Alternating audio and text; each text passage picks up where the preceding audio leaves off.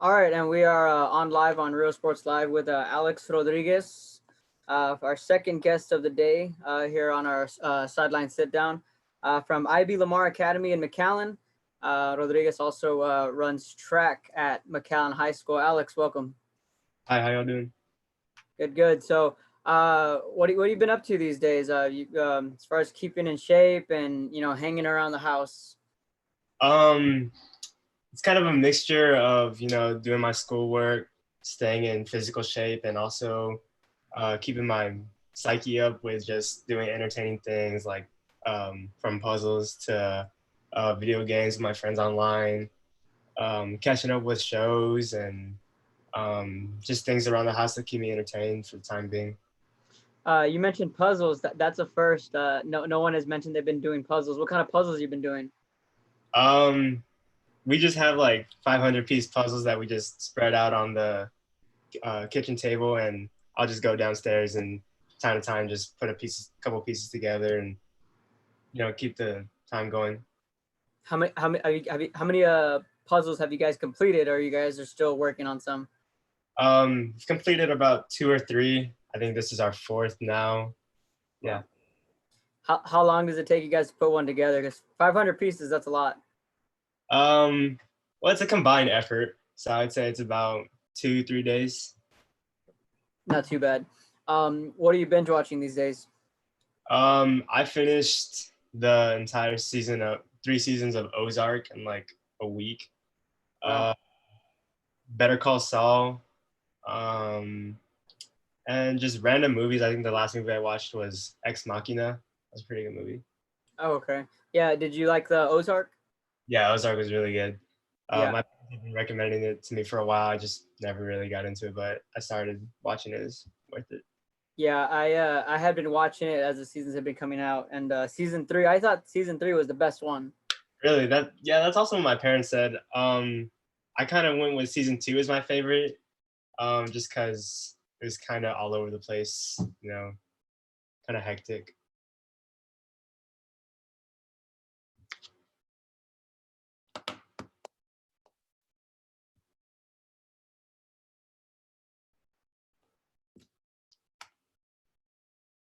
The Wi-Fi disconnection.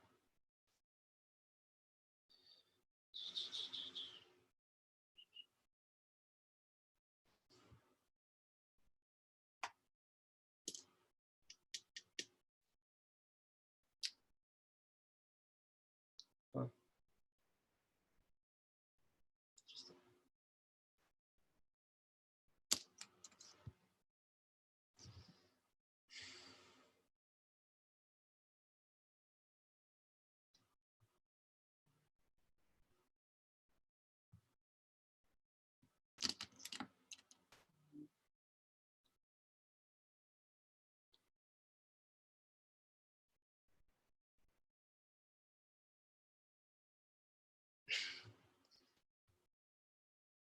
Said his laptop went out.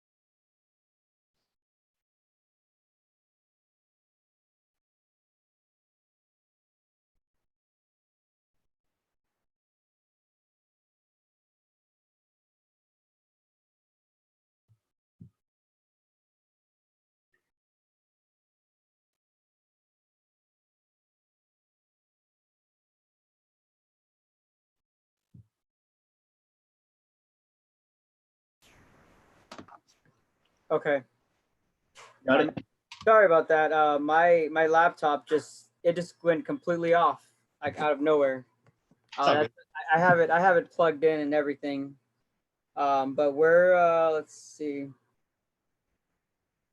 we're back on live. Yeah, so I apologize for that. Yeah, the laptop just went completely blank. But yeah, we were just talking. We're joined by Alex Rodriguez of currently running track at McHi. We're just catching up on what he's been binge watching and whatnot. But let's start with with your track career and how, you're going to be running track at Duke. How you been keeping in shape as far as now that we know that there won't be a high school season, but you do have your college career to look forward to. So what have you been doing to stay in shape? Yeah. So with track, it's kind of relatively easy to stay in shape. Running miles or basically any form of running will keep you in a good enough shape. Um, Time to time, I try to find a track that's open to do my workouts in. Other times, I'll ride my bike around the Second Street path or the Bicentennial path. I also have weights that were given to me from Angel at Elite Sports Performance. Yeah, and yeah, so it's just different things. I try to do different things throughout the week just to keep it entertaining, not get saying into a routine that I'll get bored of. What were you going to be running this spring at McHi? So I've been running the 400 mainly, the 200, and also the 4x1, 4x2, and 4x4 relays. But when it came to district, I was probably going to be running the 400, 200, and the 4x4. And did you feel that because you just recently signed, right, to Duke? Yes, on December 6th. So did you feel that you signed in December, track season was coming, that there was really no pressure, that you had already had the college part figured out, you could just go out and run? Well, it wasn't really entirely like a burden lifted off my shoulders. I still had some unfinished business that I needed to tend to from last year. So, in a sense, it was relieving to sign and to know that I would have the next 4 years to continue my track career. But it also gave me more opportunities to go out and want to perform at a higher level also in the high school career. So what made you want to go to Duke? Was it the facilities? Was it the program? And just how was that whole recruiting process like? The recruiting process was really smooth, I guess. What really drew me to Duke was the sense of brotherhood and the sense of being tied to a family and that everybody is motivating one another to progress at their own levels. And that was one of the key drawing factors to me. Also, I'd also been really wanting to go to Duke for as long as I can remember. I initially I wanted to go and play basketball there, but seeing that I'm not 6'2", 6'3", I tried to pursue in a different path, and that was track and field. Were there any other schools in the equation, or was it always Duke? Yeah, I was also recruited by Harvard, Georgetown, and Villanova. I went to visits to Harvard and Georgetown and Duke, but I just they're all three great schools, and I really enjoyed my visits to each and every one of them. And obviously, I would weigh in, can I see myself going to this school? Can I see myself a part of this track team? Can I see myself getting along with the other track members at the school? And I felt like I really fit in nicely with the Duke program. What do you think is going to be the biggest challenge from becoming a high school athlete to a college athlete? And especially, you're going to be a long ways off from the Valley. I think the biggest challenge will probably be the workload, seeing that I've kind of been given this perspective that um, my workload will really exceed what I'm used to as of right now. But you can mentally prepare for it, but you can't physically prepare for it to what's being expected of you at the collegiate level. And so I think that will be one of my biggest challenges. I think that I've been prepared for this in an educational standpoint, given that I've been really balanced with my time at IB and also handling my track and field career. So I think I'll be pretty prepared for that. I think just, yeah, the biggest challenge would be the physical aspect of getting used to what's expected of me at a collegiate level. As far as like the academics, what stood out from Duke's standpoint opposed to Villanova and opposed to Harvard? I think the biggest thing was that they offered a wide variety of what I can cultivate in my educational experience. So saying that I can do essentially any classes throughout my four years at Duke, and I can still somehow fit all those classes into a major. It's not necessarily one pathway that I have to strictly follow in order to get a degree that I want or a degree that I'm expected to get. It's kind of, you can cultivate different classes to combine into a degree that you can essentially get after your 4 years as an undergrad. What do you plan on majoring in? I'm going to plan on majoring in psychology. And from there on, I'm either going to try and go into a pre-med route or possibly into forensic psychology. And when you get to Duke, as far as the track goes, what do you plan on running? I'm planning on also running the 400 there. Essentially any relay that they throw me into, and possibly the 200. It's just all whatever the team needs. I'm gonna be the guy that stands up and does it. Have you always been a track guy? Has this always been your calling, or did you play any other sports? Prior to running track, I never really focused on track until my freshman year of high school. I was always really big on basketball, and I thought basketball was my calling for the longest time until I started running track my freshman year. And the first 400-meter dash I go out and run into sub 60. So I'm thinking I could possibly get at this. And as the season progressed, my times would continuously drop by the second. And so after my freshman year, that's when I really started to take track seriously. And my sophomore year, while playing basketball, I had suffered an injury to my ankle. And I kind of had to have this thought process, do I see myself being a Division I basketball player, or can I possibly progress in the track and field spectrum and kind of give myself a better shot there to getting an offer? And so sophomore year was really the year that I had a change of heart in what sport I want to continue at. And so that was the year that I really started focusing on track. Definitely. And McHi's had its fair share of track athletes. Josh McGowan, Gunnar Henderson. Did you watch those guys maybe when you were in junior high or coming up through the ranks? I had always heard of Josh whenever I was in middle school. I just never gave it the time of day to go out and try and watch track meet. But I got to run with Gunnar my sophomore year, and that was a lot of fun. He pushed me in a lot of different ways to exceed my limits. But yeah, I never really got to watch Josh, and I kind of wish I did. I always see his highlights come up on my Twitter timeline from now and then. Seeing his long jump, that was crazy. But yeah, He was special to watch, especially on the football field. Then he was just this whole other animal on the track. He's actually going to be joining us here later this week. So we had a couple We had Aaron Nixon on earlier yeah. So today, so it's kind of like a McHi deal today. But let's talk about the high school season. Unfortunately, you didn't get to finish up your senior year. Just where were you, and how did you find out the news that there were going to be no more spring sports?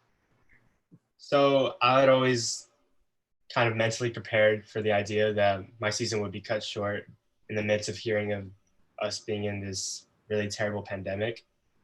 It didn't really settle in that I would be having my season cut short until our Coach Bechtold, sent us out a text message that our season is going to be cut short.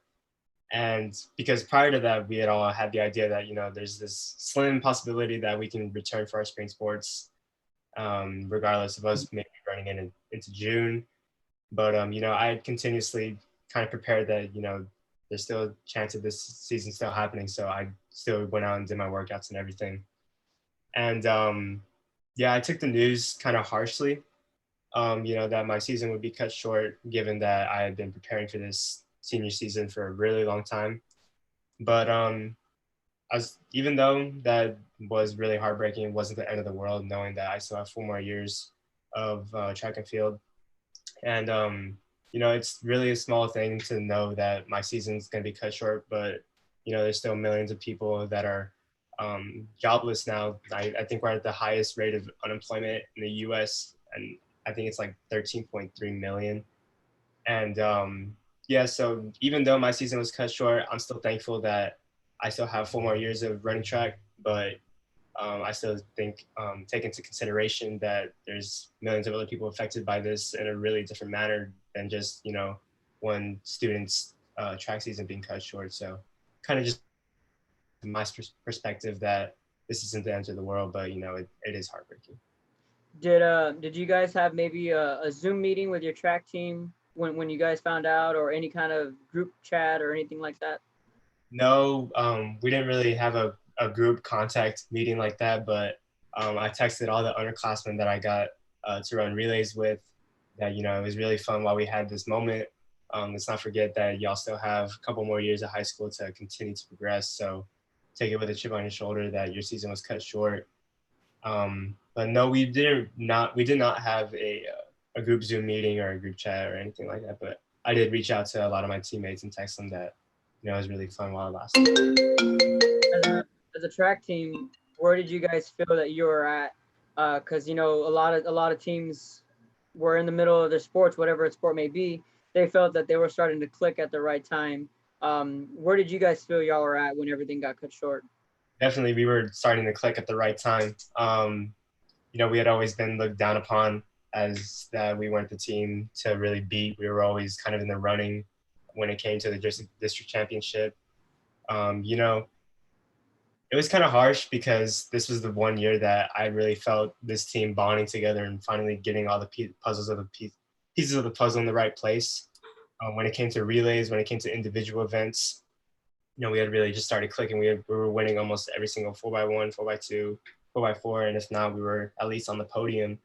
But I mean, like in my 4 years at McHi running, I had never been with a team that I really enjoyed being with so much because we all just had the same common goal of getting this district trophy.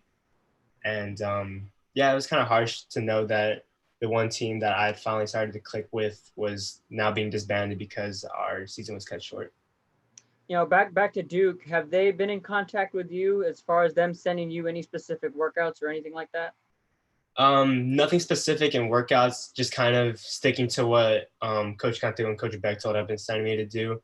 But they have been keeping tabs on me, making sure that I'm finishing all the final details when it comes to registering to being a incoming freshman next year, and kind of just checking in on how I'm doing as a person and mentally, just making sure that I'm okay. But yeah, I've been keeping up with my coach at Duke.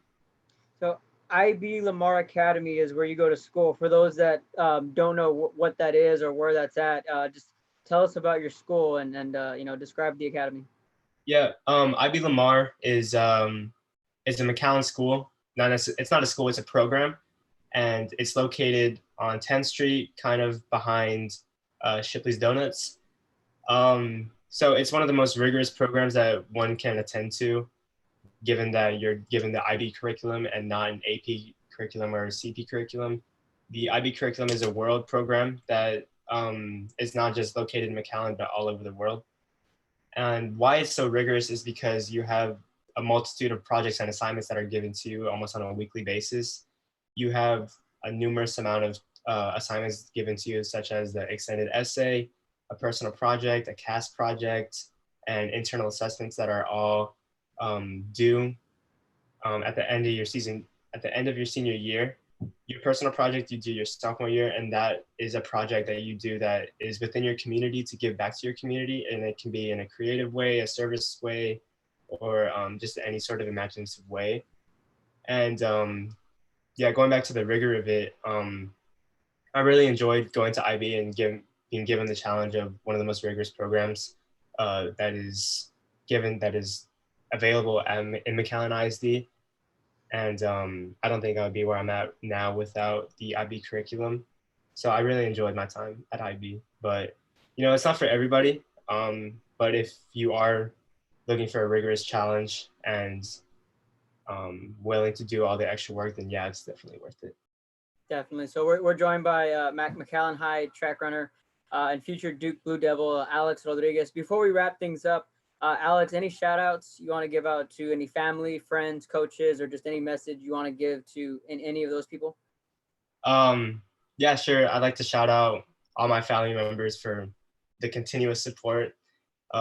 Even though, my season was cut short, I still have constant text messages from my family members checking in on me, asking if I'm okay, things like that.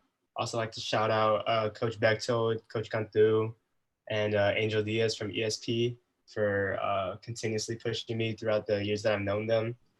And I like to shout out all my IB friends and my McHi friends that are also supportive of me. Yeah, that's about it. Definitely. So Alex Rodriguez, McAllen High track runner and future Duke Blue Devil, excuse me, joining us here on the show, our second guest of the day. It's pretty much a McHi special. We had Aaron Nixon on earlier today. He's going to be headed to UT, and then now another McAllen High Bulldog, Alex here. He'll be going to Duke. I'm sure Mr. Canales is proud with all these D1 athletes coming out of McAllen High. Yes, for sure. So again, we'll apologize for that technical difficulty earlier. Our final guests of the day would be the 2017 Rio Hondo softball team. That's a special that we have lined up for you. That the entire team is going to join us here on Zoom, and we're going to talk about that season later today at 5. So Alex, thanks for joining us. Congratulations on heading up to Duke. It's a big accomplishment for sure. And we'll be supporting you, and stay home, stay safe, and stay healthy. Thank you. Thank you. We'll see you. Bye-bye.